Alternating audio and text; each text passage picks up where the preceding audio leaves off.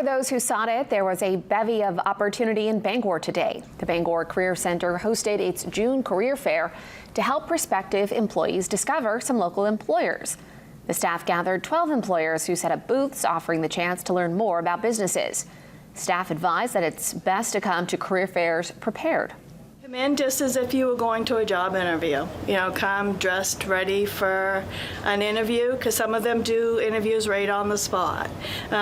Bring a resume if you have one. It's not required, but sometimes it's good to have one of them available.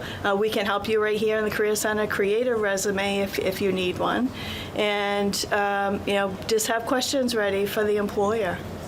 The Bangor Career Center usually holds one fair a month, but due to upcoming renovations, it's likely its next event won't be until the fall.